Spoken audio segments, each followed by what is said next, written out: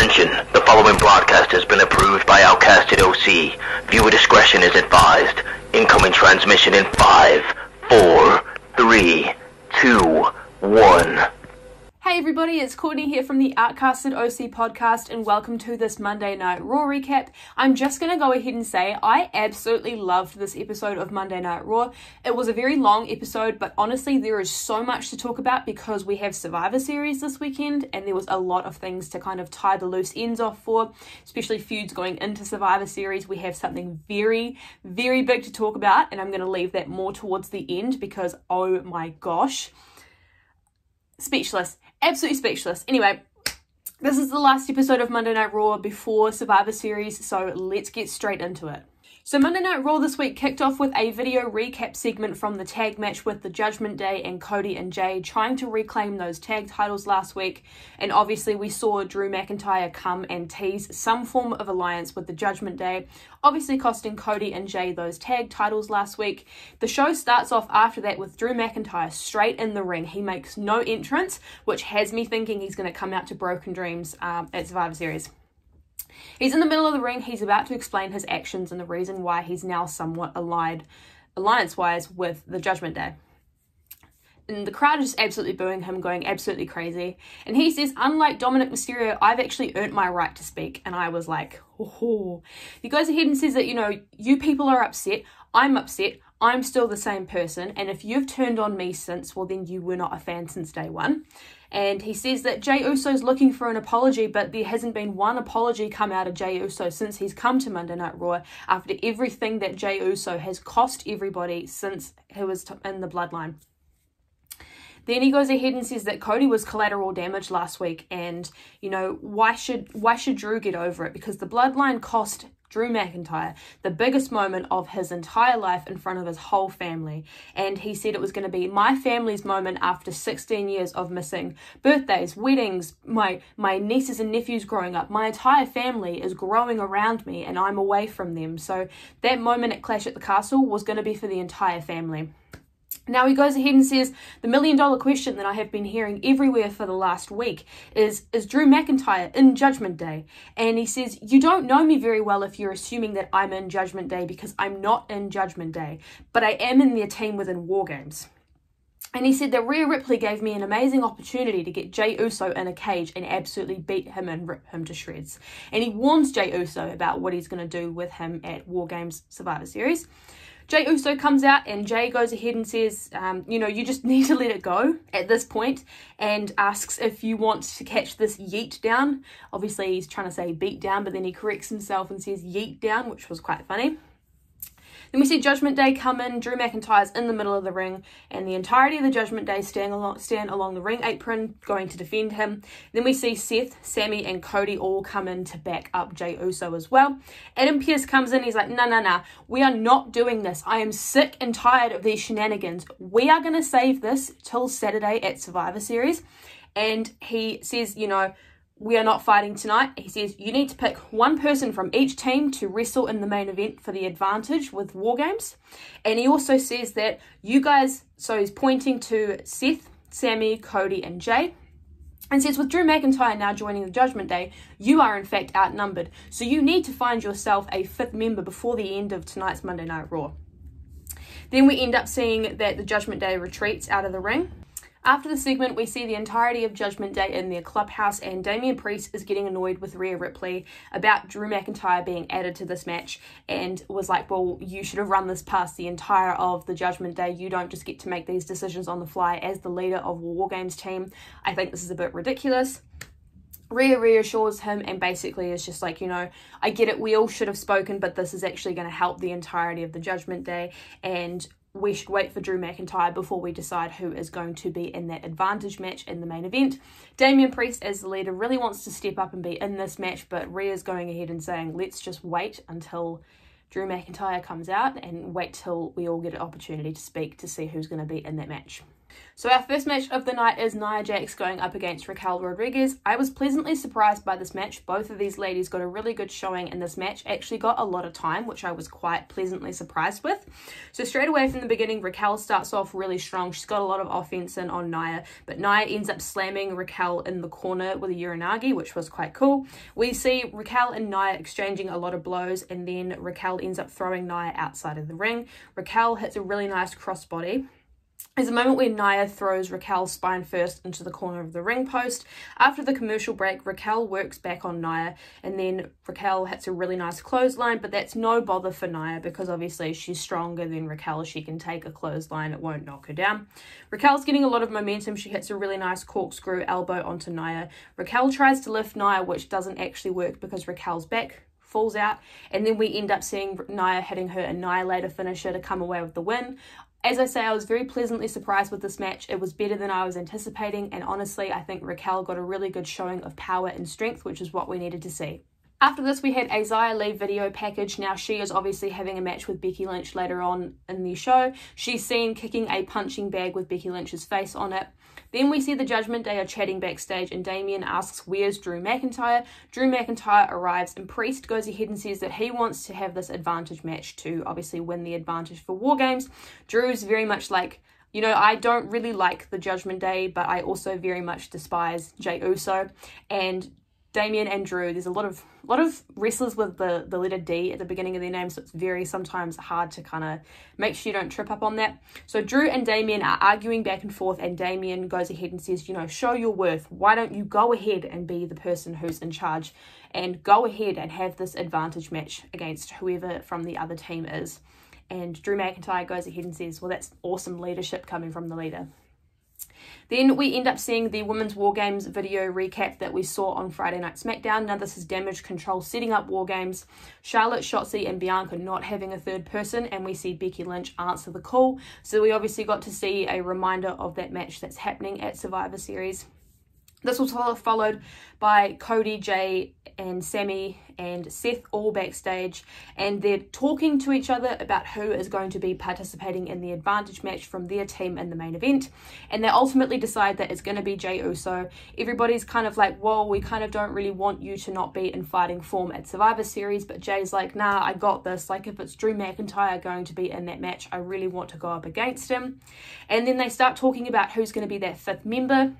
Now, Cody Rhodes was actually at SmackDown last week, and he went ahead and said that the fifth member can actually be from SmackDown if need be. SmackDown roster is off, like, it's not off limits, but Cody goes ahead and says he's got an old friend that he's going to call and give it a go. So that's obviously leading to a Randy Orton clue number 1. I'm going to keep count of how many of these we get throughout the night, because there are quite a few little wee seeds that are planted. So that's the first reference to Randy Orton in this episode of Monday Night Raw. Then we had the match between Xia Li and Becky Lynch. Now, Lyra Valkyria was in the crowd as she is having a match with Xia Li. I think it's tomorrow night on NXT. So we obviously got to see that play out as well too.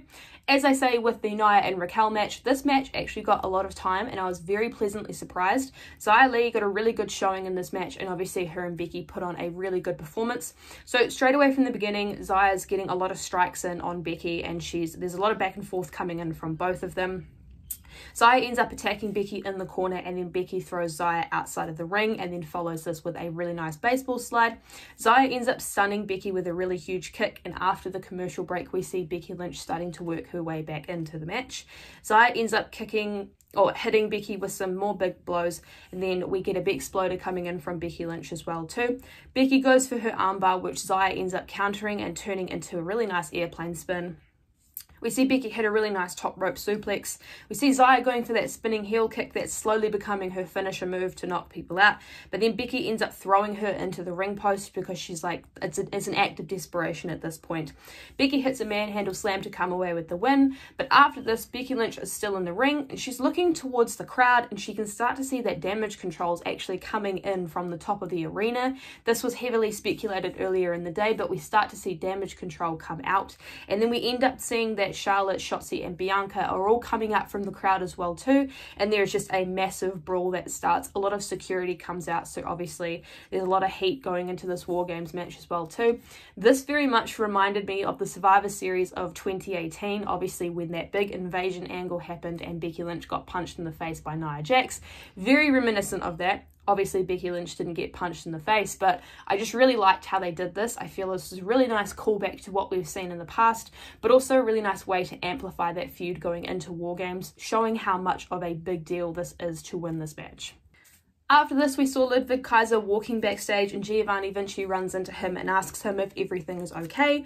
Ludwig responds with, "Why are you kissing up to the ring general Gunther?"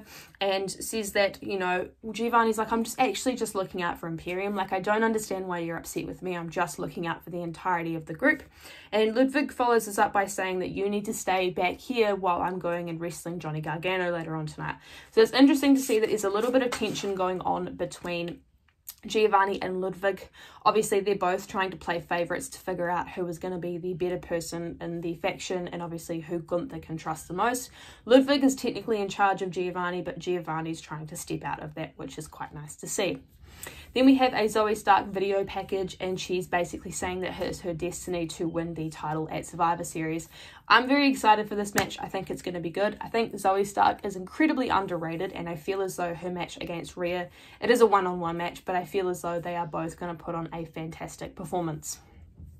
Speaking of fantastic performances, we had the match between Ludwig Kaiser and Johnny Gargano. I'm really enjoying that Ludwig is getting the opportunity to step out in the singles capacity and show how great in the ring he is, because he's really good. And also putting him with someone the likes of Johnny Gargano, they both have really good in-ring chemistry. Starting away, Ludwig is chopping on Johnny and, you know, is just blows are coming in from Ludwig Kaiser. Johnny Gargano ends up picking up the pace, but then we see Ludwig throwing Johnny, and Johnny ends up hitting a really nice step up in Seguri and following this with a Hurricane Rana. We see Ludwig going ahead and slapping Johnny, and then after the break, Johnny's making his way back into the match. Ludwig makes Johnny pay, but Johnny ends up hitting a really nice slingshot spear through the ring ropes, which was really cool to see. Johnny's picking up more speed and it hits a really nice tornado flatliner onto Ludwig. Ludwig ends up hitting a really nice wicked clothesline, and we see Giovanni Vinci coming out to cause some form of distraction. Now, Tommaso Ciampa is actually ringside as well too, but he's not playing as big of a role in this match as what you would think. He's just very much just kind of standing there supporting Johnny. We see Johnny Gargano capitalizing off the distraction that Giovanni coming out to the ring has caused Ludwig to come away with the win. This is just adding further seeds of doubt into Ludwig's head and obviously into Gunther and Giovanni as well too. If Ludwig is actually able to look out for the group and look out for the entirety of Imperium, it's quite cool to see what they're doing with that. We have a couple of backstage moments before we get into the next match, so I'm quickly just going to run through them. We see Chelsea and Piper just annoying the heck out of Adam Pearce for all of the women's tag teams within the Raw roster to come up. So you have the likes of Natalya and Tegan, you've got Indy and Candice, Ivy and Maxine, and you also have Kaden and Katana. Now they're all pestering Adam Pearce because they all want an opportunity at the women's tag team titles, which Adam Pearce goes ahead and says, "All right, cool, let's chuck you all in a fatal four-way match to decide who's going to be a contender for the titles." So that will be happening later on tonight. Then we see Rhea and Dom walking backstage, and they get quite upset and angry to see that Shayna Baszler and Zoe Stark are both sitting in the Judgment Day clubhouse. Zoe compliments the clubhouse, saying that it's really cool what they've done with all their collectibles and stuff, and she points out Rhea Ripley's belt and says, "This one really caught my eye and it's coming home with me." Rhea respects Zoe for being so bold and, you know, going ahead and just sitting in their clubhouse, and she says that most people wouldn't get away with that and they wouldn't survive that. Obviously hyping up their match at Survivor Series. As I said earlier, I am really looking forward to this. I think this is going to be a really good match. After this, we had the Fatal 4-Way match for the #1 contenders position for the Women's Tag Team Championships. Now, we had Chelsea Green and Piper Niven also on commentary with Wade and Michael, and I will say, Chelsea Green on commentary is absolutely fantastic. I loved her so much. She was just ripping Michael Cole and Wade Barrett a new one. She was just so funny. I love her. She is so charismatic, and I just, such a big fan of Chelsea Green. Anyway, during this match, Ivy and Maxine, considering they haven't actually been a tag team for that long, they're not really an official tag team, but they kind of ended up in this fatal 4-way spot to become a team. They both were on fire. They're both working really well together. Because this is a fatal 4-way, you can pretty much tag anybody, so there's a lot of quick tags coming in during this match. Kayden and Katana, as per normal, are working really well. Maxine does a really nice crossbody, which everyone's standing outside the ring. She's standing on the ring post and hits the crossbody. Then we go to the ad break. After the commercial, we see Katana and Natalya working really well in the ring together as well too. Ivy sets up a really nice double powerbomb as well too, which was really cool to see. Kayden and Katana again are double teaming with the entire of everyone else that's in the group. They're working really well. Candice hits a really nice missile drop kick, and then Ivy and Maxine do a double kip up. I don't actually understand how this next part happened, but suddenly Tegan and Natalya are challenging for the tag team championships. I don't understand why they did that, considering they've got 3 other teams that actually could have been viable contenders for the thing. I understand they're trying to build up Tegan Nox, and I totally respect that and I get that, but I actually really would have loved to see Indy and Candice challenge for the tag team titles. I feel as though they would have been really good, considering they're actually a really well established tag team, but also they've been working together for a really long time as well in NXT as well. I don't know, and I don't understand. I think, to be honest, this match and the result for me was probably the number one thing that I did not like about Monday Night Raw this week, but hey, I guess you win some, you lose some, right? Then we see Gunther, and he is actually backstage talking to Ludwig Kaiser. Now, he's obviously very upset with Ludwig after his loss against Johnny Gargano this week, and he's saying you need to start holding more prestige towards Imperium. And he's talking about how he's about to go out and have this face-to-face segment with The Miz, and says that you can learn a thing or two from this. Then we see Adam Pearce, and he's walking backstage and he runs into all of the Raw men's tag teams, and they're all upset because they want an opportunity at the tag titles. He goes ahead and sets up a match, a fatal 4-way, very much similar to the way we saw the women earlier on in the night. He set that up for next week. And obviously after the stint that we saw with Damage Control coming and beating down on Becky Lynch, and obviously that moment with the women's WARGAMES match, we see Adam Pearce, and he's going ahead and saying to someone, can you just get Nick Aldis here or get him on the phone? Nick Aldis comes in and he says, you know, we've got a lot to talk about. So it's very interesting to see that the rosters are actually causing a lot of issues for the general managers, and I'm getting very much a feel of that Raw versus SmackDown kind of feel. I feel as though they should have really done that for this year's Survivor Series, but I guess they can play into that next year as well too if there's enough tension and issues caused between the 2 general managers. I'm loving it. I think it's great. Then we had the face-to-face promo segment between The Miz and Gunther. So The Miz comes out first and he starts talking about respect and how he shows a lot of respect to everything that he does, and says that Gunther is disrespectful. Gunther makes his way out to the ring and says that he's got no respect for The Miz, and says that the ring is sacred and you're just a sports entertainer. Miz is proud of his work, and he goes ahead and says that he wants to be just like his childhood idols. He references the likes of Bret Hart, Macho Man Randy Savage, and Heartbreak Kid Shawn Michaels. And he says that they all held that Intercontinental Championship and they were all my heroes, and that they're not this one-note robot like you. Miz responds and he goes ahead and says that, you know, we're going to find out if Gunther deserves everybody's respect at Survivor Series. Gunther follows up by saying that he can see straight through The Miz, and you're just this little weirdo kid that was just bullied all the way through school for liking wrestling. And says that your heroes bullied you, and says that you don't belong in the sport. Still after 20 years, you don't belong. And says that you haven't been bullied enough, and he goes ahead and starts shoving The Miz, and The Miz is very much like, I'm not really going to respond to this, but Gunther keeps shoving him. Then he ends up turning and just going ham on him, and then we see Gunther hit a really nice big boot. Miz ends up going low and hits a really nice skull-crushing finale on Gunther. To be honest, I really enjoyed this promo segment. The Miz and Gunther are both really great promos when they get the opportunity to speak, so I feel as though putting them in the ring and actually letting them have a one-on-one moment to get a little bit more off their chest verbally before going into their match at Survivor Series. I really enjoyed this segment. It gets an A+ from me.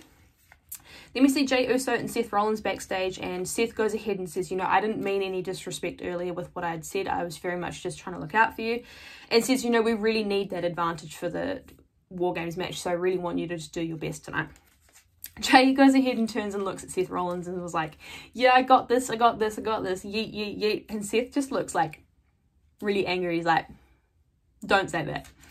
Then we have a Viking Raiders promo, and Ivar It's talking about Bronson Reed and how he's already had opportunities at tackling him and taking him down, and he wants another opportunity in a match with him next week. Then we had the match between Shinsuke Nakamura and Chad Gable. Now, all of these matches tonight, we've had a few matches, but they've all got a really large amount of time in terms of duration wrestling-wise. I really enjoyed that. I feel as though having really important matches, but letting them have time is really good. It helps tell a story and also gives the wrestlers a really good opportunity to show off their skills. Chad and Shinsuke worked really well together. I didn't expect any less, to be perfectly honest. So straight away, Chad Gable is working Shinsuke Nakamura on the ground, and then Shinsuke ends up putting this really nice triangle. I don't know if it's a submission move, but a really nice triangle move onto Chad. Then Chad ends up hitting some really nice deep arm drags, and he actually follows up by hitting Shinsuke with a really nice dragon screw. Chad hits a nice armbar onto Shinsuke Nakamura, and then we end up seeing Chad Gable launching Shinsuke over the top rope. Then we see it go to commercial break, but after the commercial break, Shinsuke Nakamura is very much in control. Chad Gable's trying to fight back and hits a really nice neck breaker onto Shinsuke Nakamura. Shinsuke follows this up by hitting a really nice sliding German, which actually was referenced on commentary. That has been a move that he hasn't pulled out for quite some time, so it's really cool to see. Chad Gable tries to lock in the ankle lock, but we end up seeing Shinsuke reverse this. It was a really awesome ending sequence. I honestly can't describe it because it was fantastic. Shinsuke Nakamura came out with the win. It was great to see Shinsuke Nakamura actually take down everybody from the Alpha Academy. So it's very interesting to see where Shinsuke Nakamura goes from here, and I'm really hoping he has a part to play at Survivor Series. This whole thing with Shinsuke Nakamura and how unraveled he's getting, and he's just attacking everybody and anybody, it makes me think, who is he going to be targeting next? So I'm very excited to see where that goes. Then we see Drew McIntyre's backstage, and he's walking out, obviously, before his match. He runs into the Judgment Day. They don't really look too happy to see him, but they obviously wanted to go ringside and help him out. Drew McIntyre goes ahead and says, look, I don't actually really need your help. I can handle this on my own. And Damien gets real salty about it. He's like, well, we weren't going to come and help you anyway, but you're walking out to the ring with Drew. Very much looked like you were going to help him. Bronson Reed goes ahead and responds to Ivar and says that you are basically just acting like a cosplayer and that I accept your match for next week. Then we see a WarGames hype package. Now, this is obviously before the Advantage match that we have on Monday Night Raw this week. Then we see Seth and Sammy. They run into Jey Uso before the match, and Cody goes ahead and asks, did you guys have any luck finding a fifth member for the team? And Seth and Sammy, I'm just going to call them Semi from now. Seth and Sammy both say no. We had no luck finding somebody. And they asked Cody, like, hey, did you have any luck finding a member? And he was like, yeah, the guy who I called picked up the phone and he's on the team. Reference number 2. Reference number 2. I kid you not. So, I mean, if you just read in between the lines, it'll pretty much tell you who's going to be there. And then we had the long-awaited main event. I was so excited for this main event, pretty much from the beginning of Monday Night Raw.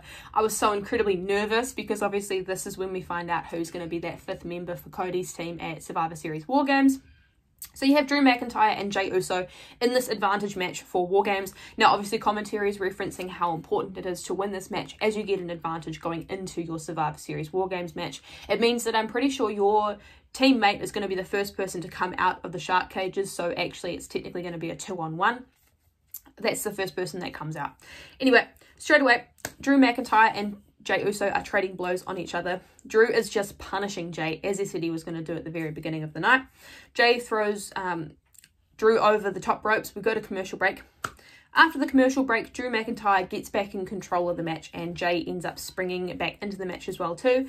Jey hits a really nice crossbody onto Drew McIntyre. Drew hits Jey with a really nice right hand, and then Drew gets hit with a super kick, but Jey ends up shoulder tackling, and Drew ends up hitting a Glasgow kiss onto Jey Uso as well. Drew throws Jey over the table, and we go to a commercial break. After the commercial break, there's a lot of really nice sequencing coming in from both of them, but Drew McIntyre comes away with the win very quickly after the commercial break after hitting a Future Shock DDT. This match was very much built around the whole, is the Judgment Day going to come out and help Drew McIntyre? When are we going to find out about this fifth member? So match ends, and at the end, everyone comes out.